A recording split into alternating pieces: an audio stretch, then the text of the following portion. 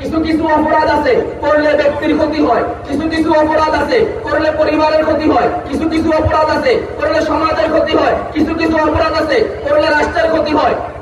আর মাদক এমন একটা অপরাধ, এই মাদক যে সেবন করে তারও ক্ষতি, তার পরিবারও ধ্বংস, এমনকি সমাজের মধ্যে যাবতীয় বিশৃঙ্খলা তারাই করে, এমনকি রাষ্ট্রের মধ্যে তারা বিশৃঙ্খলা করে।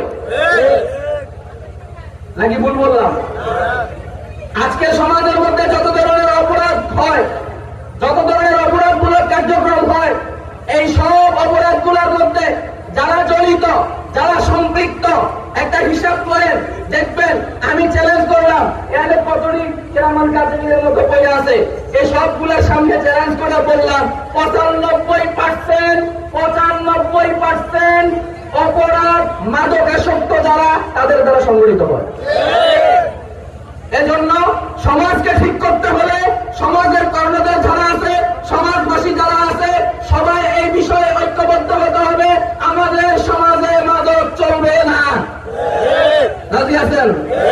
আমি বলি আমার পূর্বপুরুষের জমিনে মাদক চলবে না। আমার পূর্বপুরুষের জমিন না, বাড়িতে এখানে না কাছে, তাহলে আমাদের পূর্বপুরুষদের জমিতে মাদক চলবে।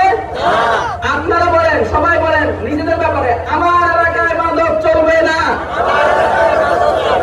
কেউ যদি মাদকের সাথে যুক্ত হয়, আমরা তাদেরকে সুন্দরভাবে প্রশাসনের হাতে সোপর্দ করবো। আমি আবার নিজেরা মারামারি করবো, নিজেরা বলে মারামারি করবেন আর মামলার হুকুমের আসামি মঞ্জুর হাসান নাবি।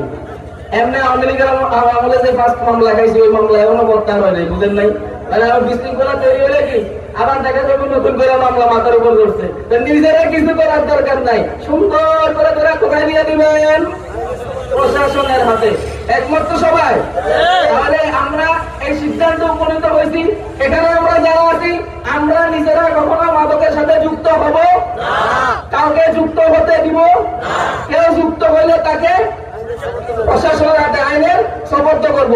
এই তিনটা কাজ যদি আপনারা করতে পারেন, আমি লেখি দিব 3 মাস পরে আপনাকে সমাজ সাইবার লাগা, এই এলাকা সাইবার লাগা, আমেরিকা তো টিকিট ছাড়িয়ে আসবে, সোনার এলাকা হয়ে যাবে, সোনার সমাজ হয়ে যাবে। কারণ আগেই বলছি 95% অপরাধ কিসের দ্বারা এদের দ্বারা সংগঠিত হয়? মাদকাসক্ত দ্বারা। মাদক যদি বন্ধ হয়, মানে সমাজের 95% অপরাধ বন্ধ হয়ে যাবে। ঠিক আছে?